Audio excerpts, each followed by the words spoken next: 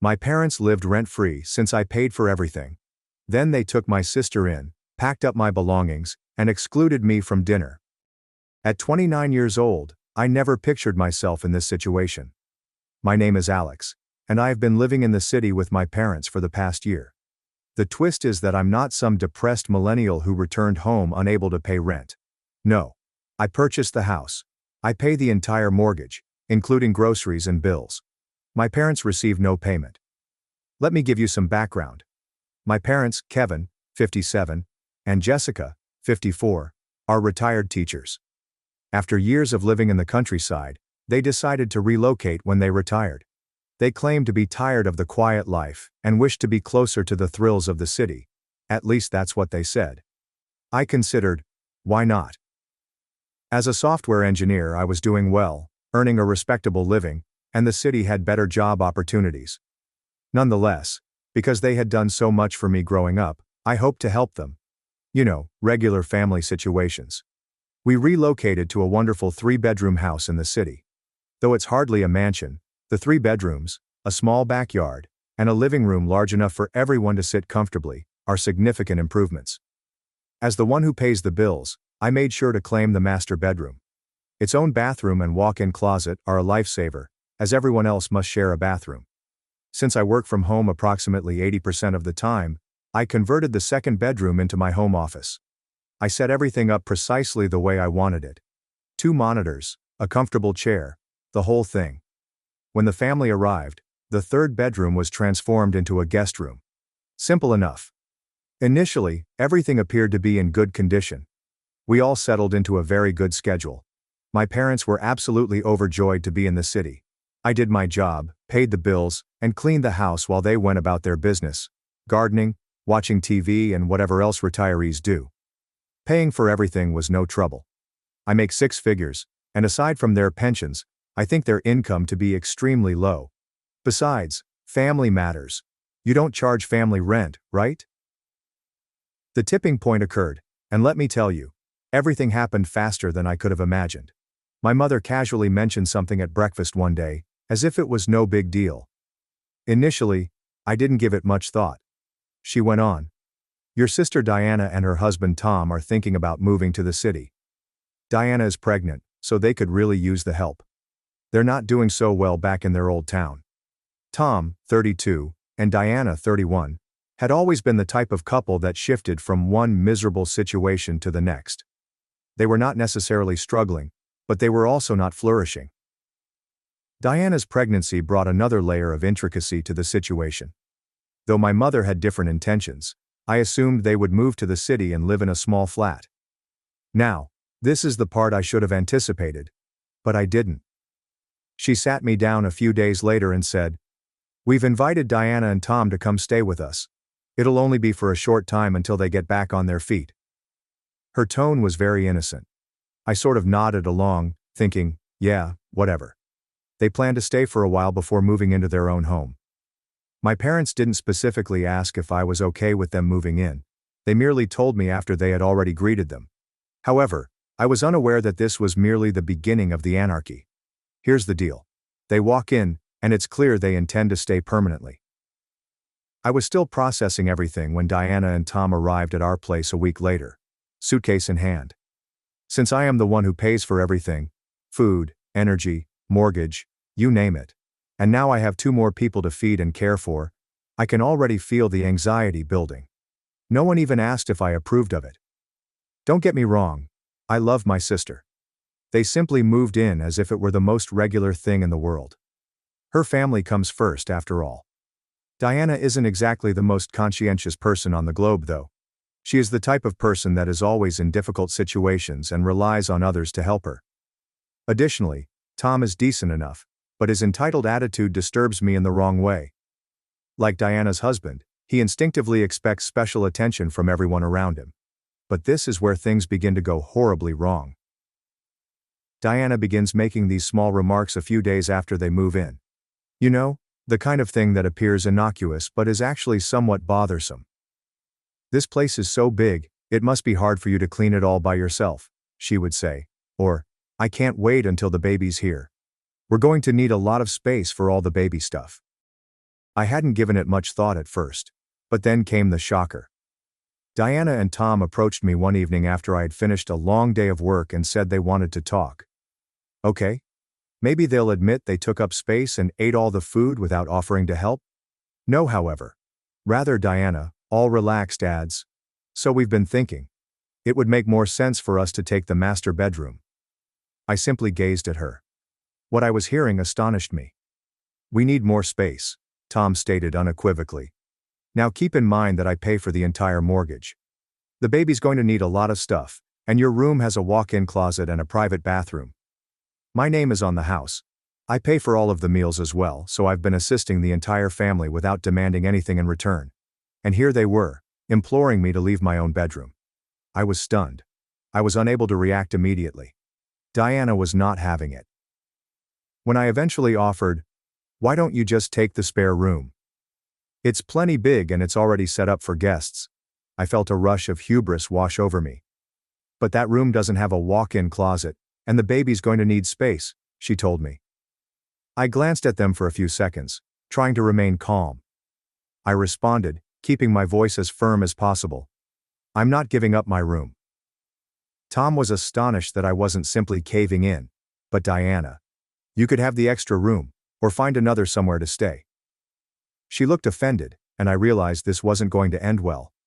After that uncomfortable conversation in which Diana and Tom directly requested me to give up my room, I hoped that they would realize how silly they sounded, and back off. Who in their right mind expects the person responsible for the food, house payment, and light maintenance to simply abandon their space like that? Of course, this is not exactly what happened. Over the next few days, I started to notice these small details. Diana and Tom were, first and foremost, astonishingly relaxed. Too relaxed. I hadn't spoken anything yet, but it was building inside me. They'd have their belongings strewn over the living room, their shoes kicked off next to the couch, and Diana's already discussing where she'd place all the baby gear, as if the house was theirs or something. That sense of something poised to fall. One day, I had to spend several hours at work.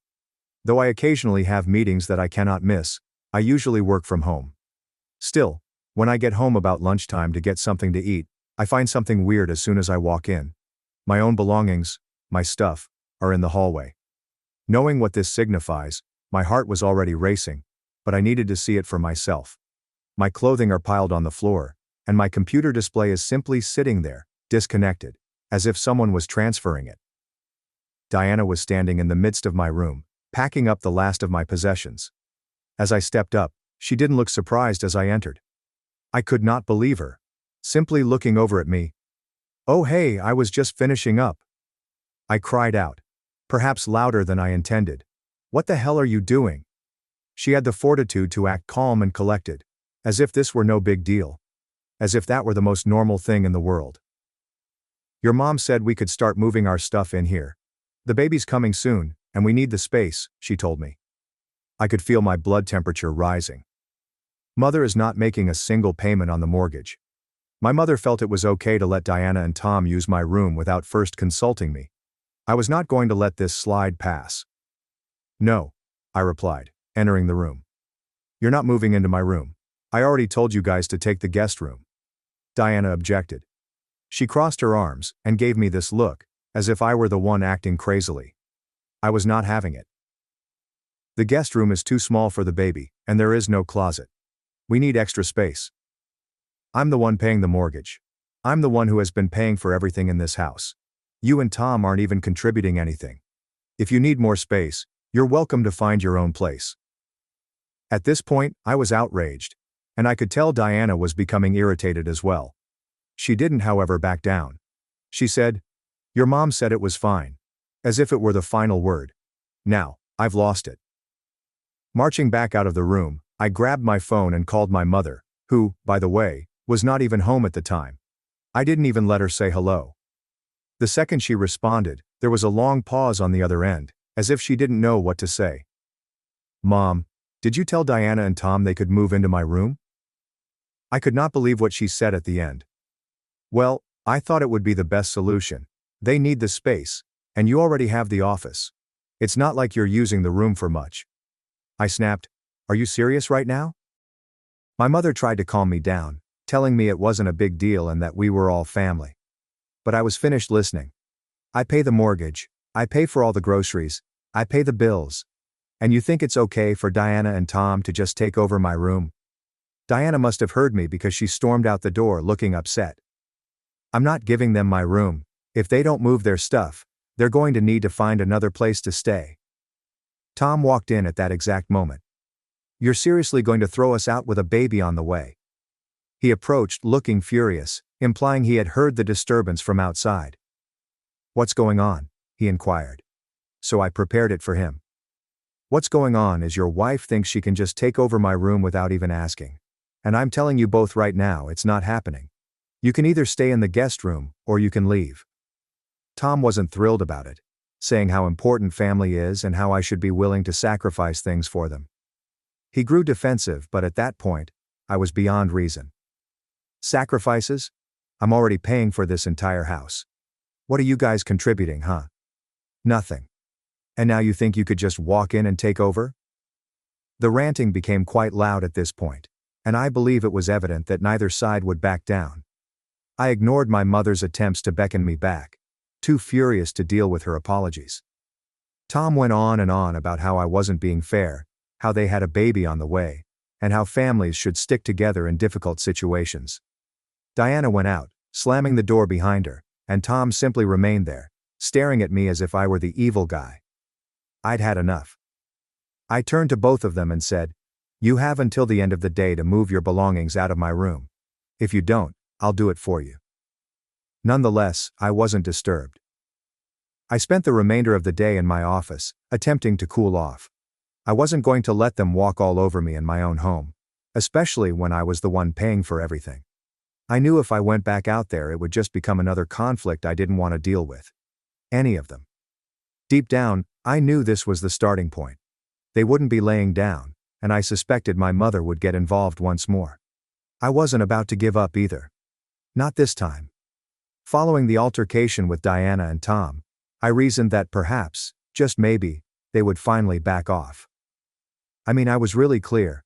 My room was not for sale, and they either stayed in the guest room or found another place to live. For me, everything seemed really basic. Naturally, things didn't go exactly as planned. I kept to myself the next day. I was not looking for additional drama. To be honest, I was still fuming about how things had gone. Working in the office most of the time, I tried to act normal, but I could feel the tension in the air. By the time supper arrived, I didn't mind the silence. Everyone seemed to be dodging one another and avoiding the elephant in the room. I could live with Diana and Tom staying in the guest room as long as they didn't cause any more difficulties. But then something happened that pushed me over the limit. That evening, I went into the kitchen to fetch some food. As usual, I had purchased all of the items, but when I opened the refrigerator, it was nearly empty. I'm talking about food I bought 2 days ago. It's gone. The same thing happened when I examined the freezer. Obviously, I knew my parents did not eat that way, and neither did I. Who else could it be? Diana and Tom. I was already upset, but I attempted to ignore it. Anyway, I'll just get more tomorrow. They would have probably helped themselves to everything without asking. Still, it was more than just food. My mother entered the kitchen without looking me in the eye. When I went to sit down to eat, Mother secretly prepared plates for Tom, Diana, my father, and herself. Then she did not make one for me. First I imagined she'd forgotten. So I essentially waited. She sat down after finishing feeding everyone. Not lying, I felt my rage building once more. As I stood there watching them all start eating, it appeared like they were punishing me for arguing for myself. Trying to calm down, I turned to face my mother. "You didn't make me a plate." She hardly turned to look. She continued as casually as if remarking on the temperature. "You don't want to help the family, and you don't eat with the family." I couldn't believe what I heard. She didn't even answer. "Excuse me. I pay for everything here. The groceries, the mortgage, and now I'm being iced out?" I grew even more irritated when my father simply sighed and continued to eat as if nothing had happened. Diana and Tom sat there with a hey attitude, as if they'd won a power play. Diana even smiled at me as I passed her. I couldn't handle it anymore. I was not about to be treated as a foreigner in the house I had paid for. My mind racing, I slammed the refrigerator door shut and raced out of the kitchen. Knowing what I needed to do next, I went straight to my room, grabbed up my laptop and started looking for eviction notices. I reasoned that if they wanted to disrespect me, they could find another location to live. After all, it is enough. I am not a free hotel service. Within an hour, I had the paperwork completed. I made 2 copies, one for my parents, and one for Diana and Tom. However, at this moment, they had crossed the border. It seemed uncomfortable to separate from my own family. For weeks, they had been disrespecting me, acting as if the house belonged to them, and then freezing me out because I refused to comply with their ridiculous demands. After the alerts were printed, I went out to the living room, where everyone was sitting and acting as if nothing was wrong. I was not going to put up with it anymore. I said nothing. Tom's face turned white. "If you're not out by tomorrow, I'm calling the police." He had not expected this. "You can't be serious." I said, "I am serious." Tom stood up and looked at me, but I did not move. "I'm done with this. You've been freeloading here without contributing a thing. Now you think you can take over my house? Not anymore. We're family." And I was larger and bigger than him, so I wasn't going to be terrified of his little anger tantrum. "We're family," he whispered with tight teeth. "You can't just throw us out." "Yes," I said, moving closer.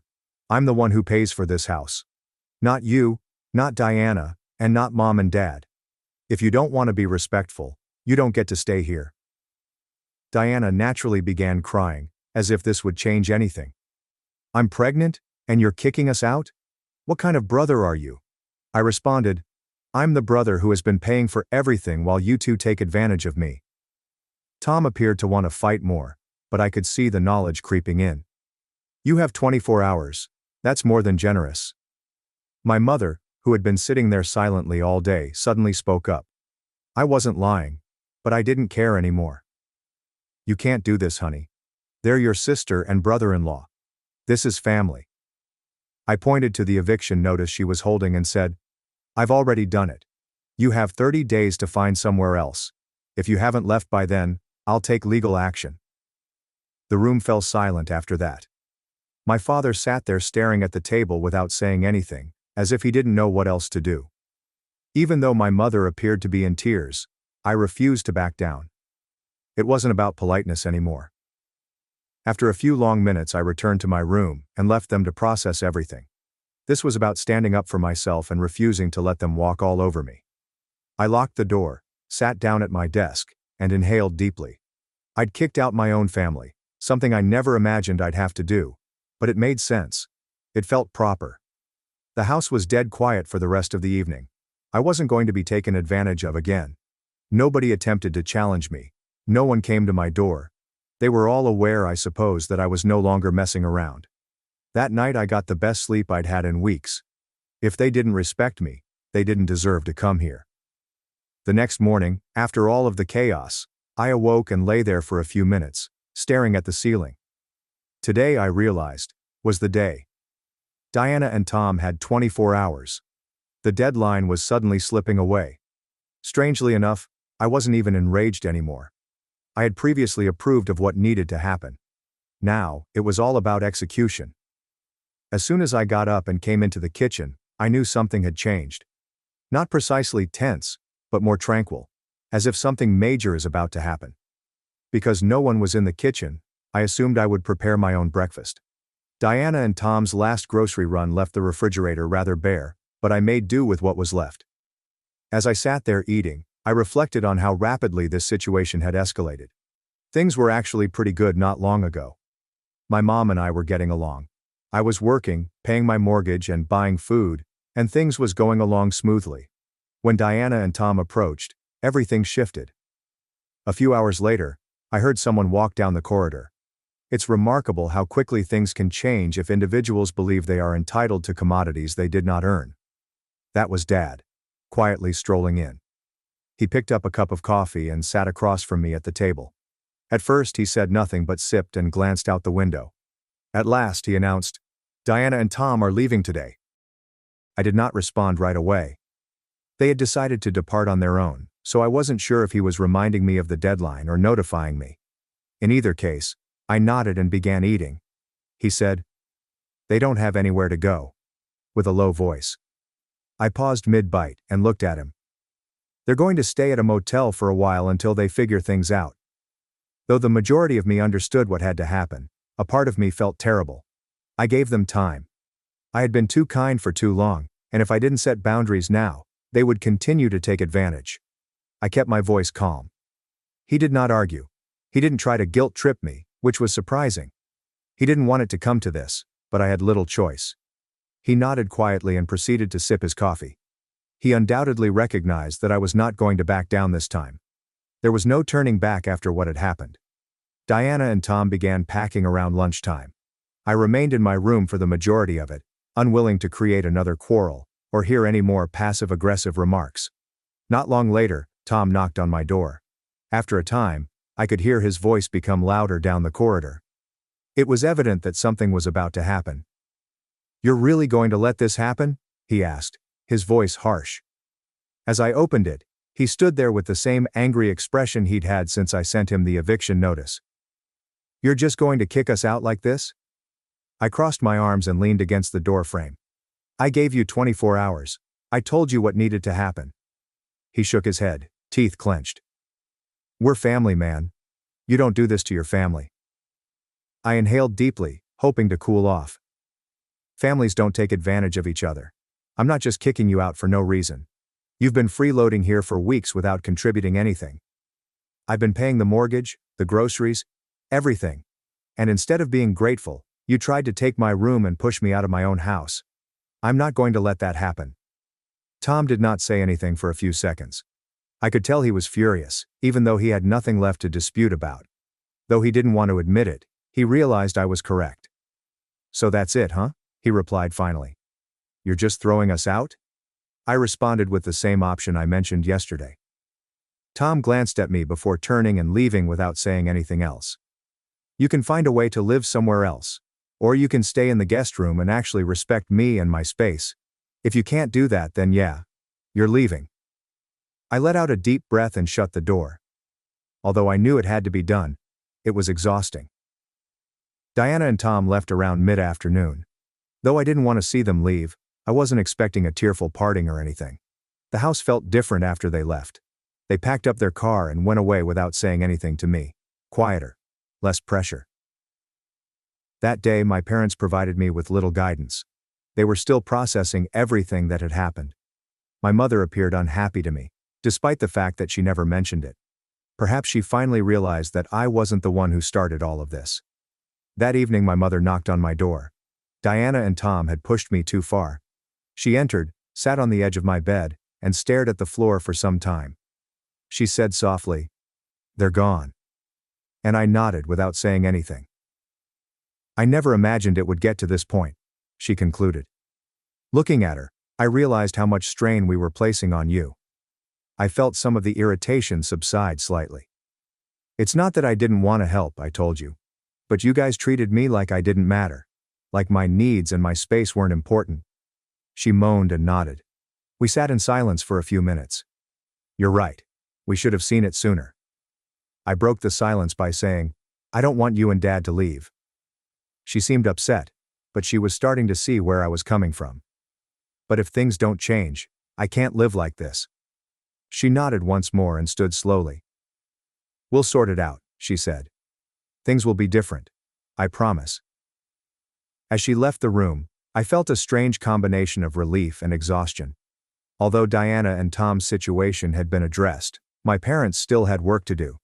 Though I knew it wouldn't be easy, it seemed like they were eager to listen. For the first time in weeks, I felt like I could finally breathe.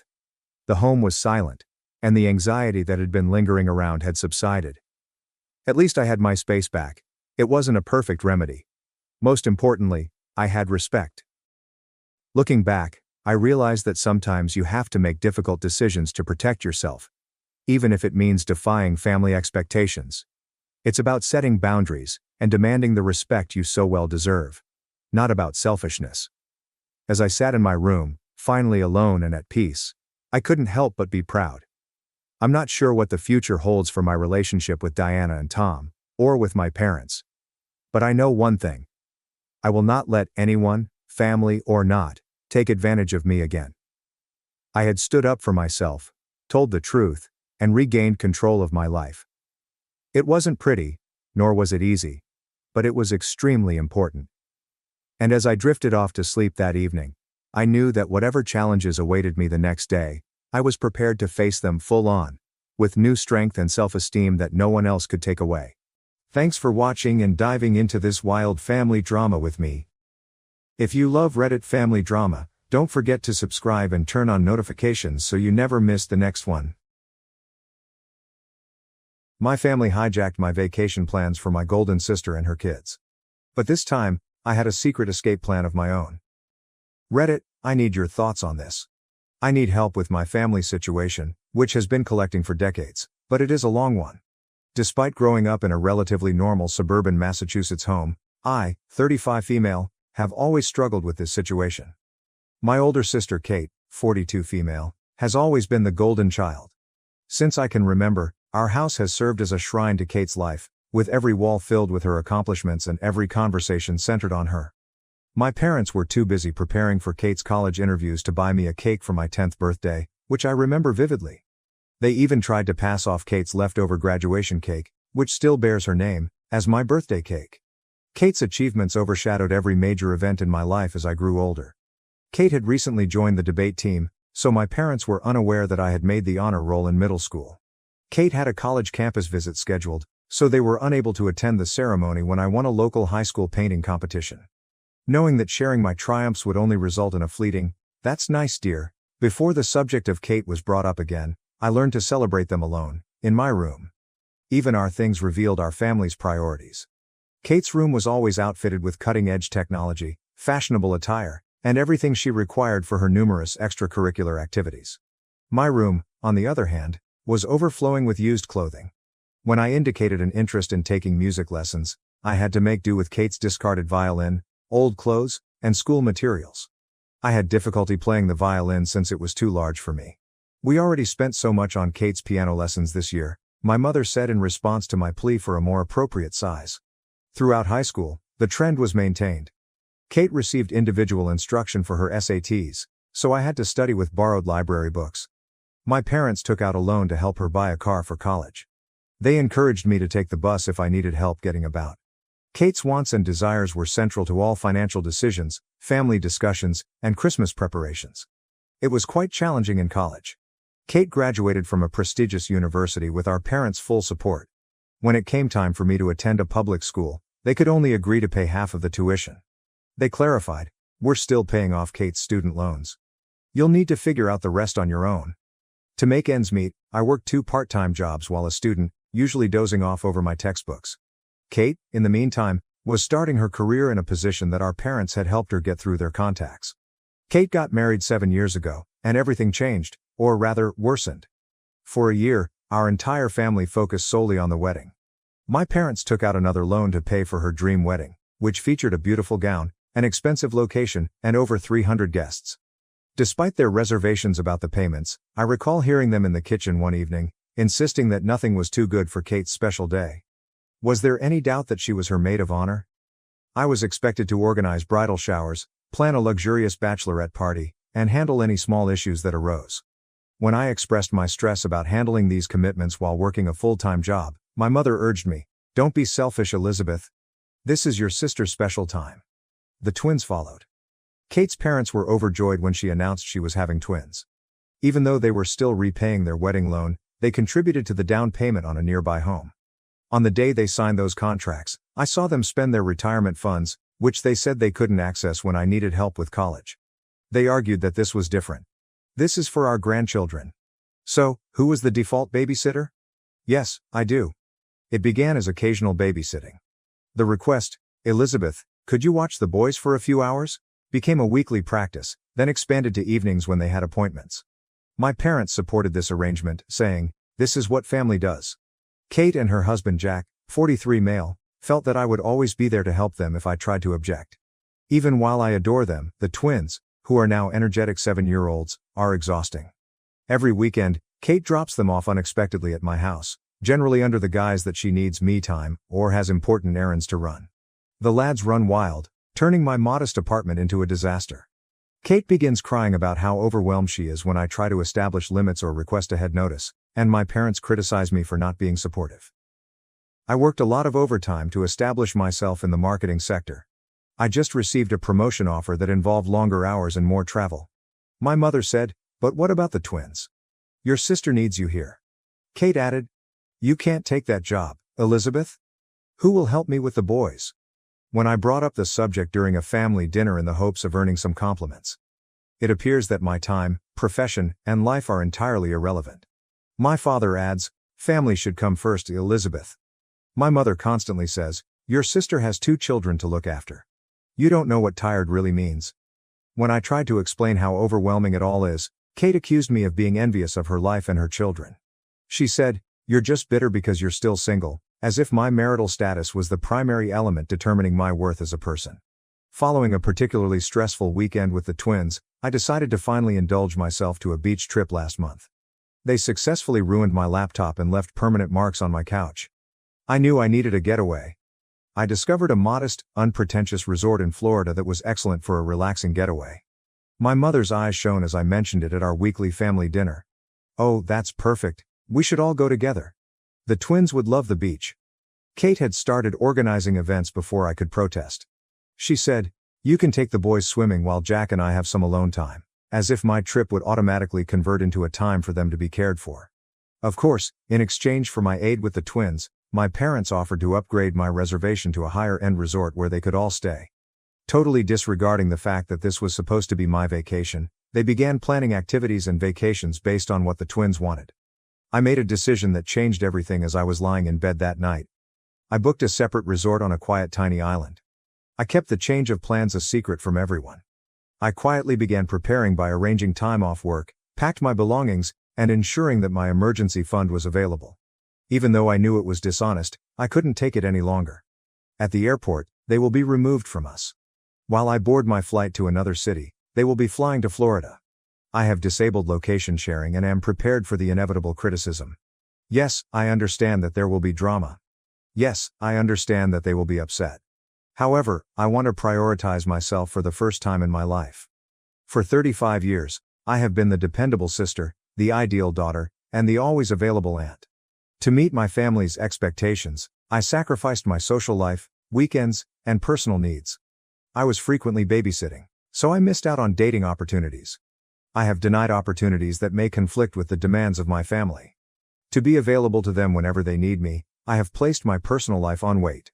Right now, I'm fleeing a lifetime of exploitation, not just a trip. I aim to use this as a turning point to establish clear boundaries with my family, and possibly even take a complete break from them. I'm tired of always making sacrifices, being the family's pillar of support, and being the reliable backup plan. Reddit, what should I do? Am I exaggerating? Is it acceptable for me to want something more for myself, or should I simply follow their lead and accept my place in the family? Update 1. I sincerely appreciate all of your assistance and guidance. A lot has happened since my last post, and I'd like to describe how everything turned out. Although everything went as planned, the day at the airport was more emotionally charged than I had expected. I purposely chose a check-in station that was far from my family's location when I arrived early. I saw everyone pass through the terminal's glass walls. Jack checking their reservation details, my parents looking excited, Kate handling the twins, and Kate dragging luggage. As soon as they began to make their way to the check-in counter, I quietly passed through security for my own flight. When they discovered I wasn't at their gate, my phone started buzzing. The perplexed text first appeared. "Where are you?" "Our current location is gate B12. The concerned ones ask, "How are you, Elizabeth? Has anything happened?" Finally, the indignant ones. "How could you treat us like this?" The boys are in tears. Before boarding my flight, I turned off my phone. For the first time in years, I felt an unusual combination of liberation and guilt. I had carried that guilt for the most of my life. However, what about freedom? It was exciting, and it was new. The bustling tourist spot they were headed to was nothing like the small island where my resort was located. Years of strain gone the moment I stepped onto the beach. There are no twins to babysit, no family issues to deal with, and no schedule to follow. The ocean, me, and absolute freedom. In fact, the first 2 days were hard. The twins would be having lunch now, and Kate would usually need help getting to bed at this hour, so I kept checking the time. It's difficult to overcome decades of indoctrination. However, something happened on the third day. I tried things I'd always wanted to do but never had time for. I enjoyed every minute of my ridiculous, yet entertaining surfing lesson. When I registered in a yoga class by the beach, I met a group of other lone travelers. I even went on an unplanned dinner date with a wonderful man I met in the resort's coffee shop one evening. Even though it was a simple dinner, it served as a reminder that I might live a life apart from my family. The actual test came when I finally turned on my phone after 5 days. There were dozens of voicemails, 300 plus text messages, and 147 missed calls. My mother had even called my place of employment to declare a family emergency. Fortunately, I had previously informed my supervisor that I would be taking a vacation. Some voicemails were played for me. My mother's tone shifted from concern to angry to manipulative. "Elizabeth, how could you abandon your family in such a way? The twins are inconsolable. Did we raise you like this?" Even worse were Kate's messages. "You've ruined everything. The lads are diligent in their pursuit for Aunt Lizzie. I can't manage meetings on my own, so Jack had to reduce them." However, one communication struck a different tone. My father mailed it, although he seems unsure for once. "Elizabeth, please let us know you're safe even though I don't understand what's happening." I'd never heard him speak to me without immediately defending Kate or urging me to do more before. I messaged our family group chat only once. "I'm having a lovely trip and am safe. When I return, I'll contact you. Please give me room." I then ended the discussion and continued chatting to myself. In addition to reading bedtime stories to the twins, I also read 3 novels, spoke with other guests without interruption, and watched the sunset every evening instead of racing home to help with showers and sleep. These 5 days changed my life. I began journaling to process years of suppressed emotions.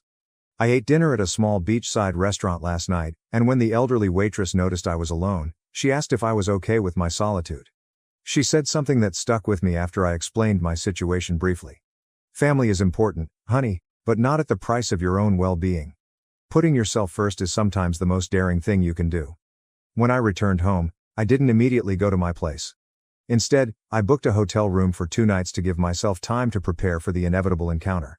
During this time, I updated my work emergency contacts, changed the locks on my doors, and, most importantly, put my boundaries in writing.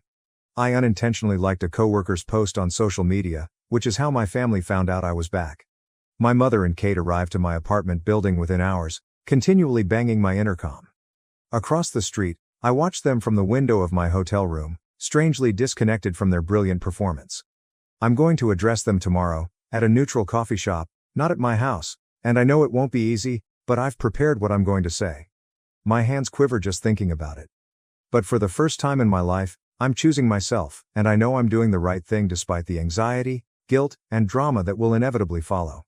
I'll offer another update after speaking with my family, and I'm grateful that Reddit provided me the confidence to take this first step toward independence. Update 2. As planned, my family and I arrived at the coffee shop, and the situation became even more heated than I had anticipated. The visit at the coffee shop began sweetly enough. I arrived early and sat at a corner table where I could see the front door and the emergency exit, a habit I'd developed over years of anticipating family drama. My hands were shaking so terribly that I couldn't even grasp my coffee cup. My parents, Kate, and, surprisingly, Jack all showed up together, and I am relieved there are no twins. I lifted my hand and said what I had practiced before they began their scheduled speeches. "I'm establishing boundaries, and they can't be negotiated."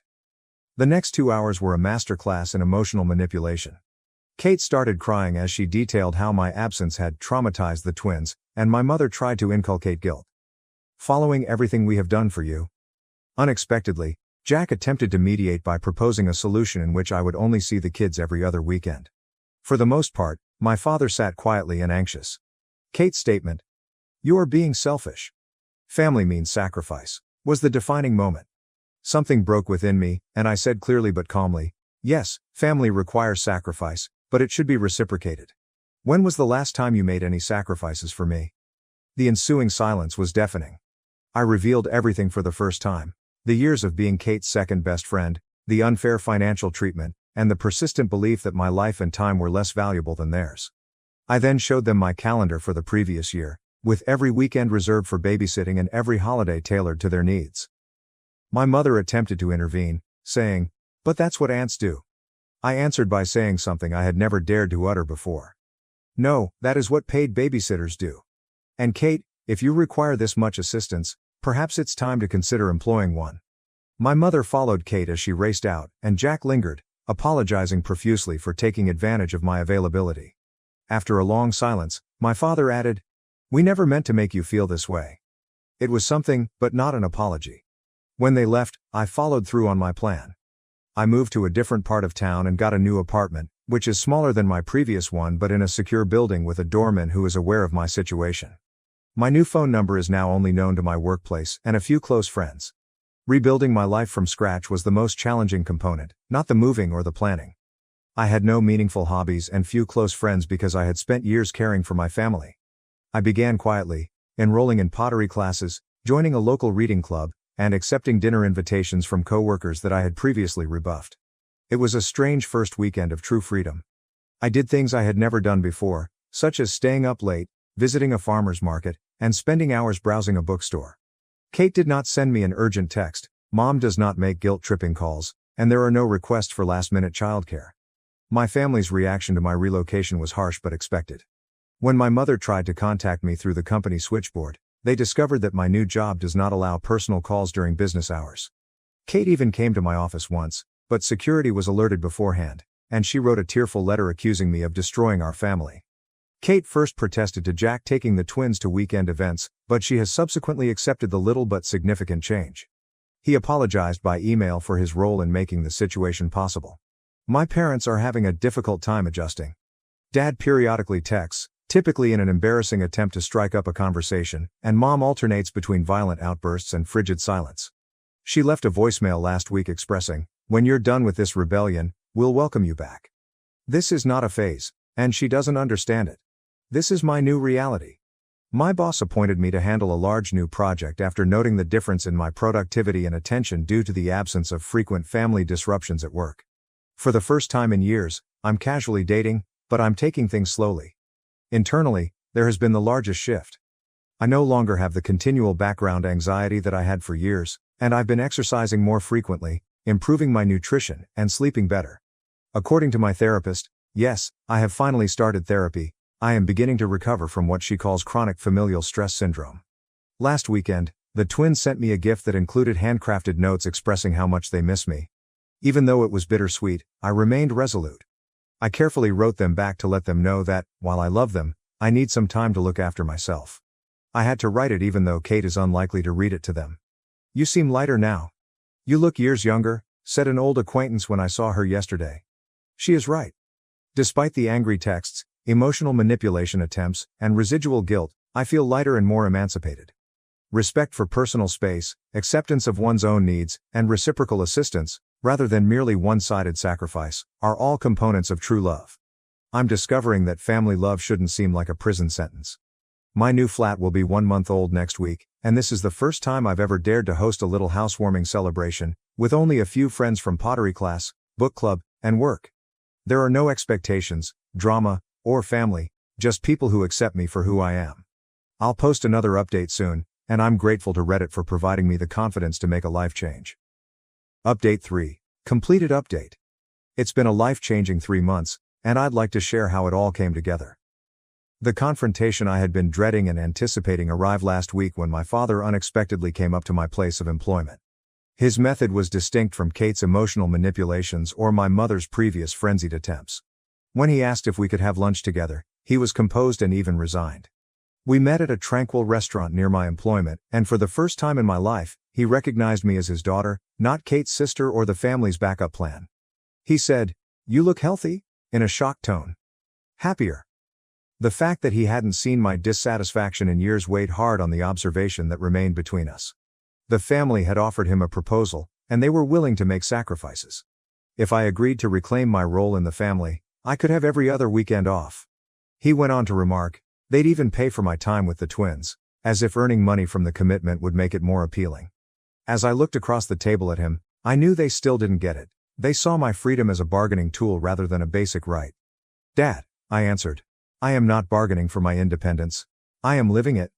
The talk that followed was the most frank I've ever had with my father. I detailed how their relentless focus on Kate had damaged me emotionally as well as practically, and I told him about things he had forgotten or never noticed. Dreams, accomplishments, and birthdays. His answer was unusual. He sat for a long time in silence, not providing the usual defense of their judgments. Finally, he stated, "We believed we were doing what was best for our family. We never realized how much we were hurting you." Although it wasn't an apology, it was the first time I'd been acknowledged. When he inquired about my new life, that was the genuine turning point.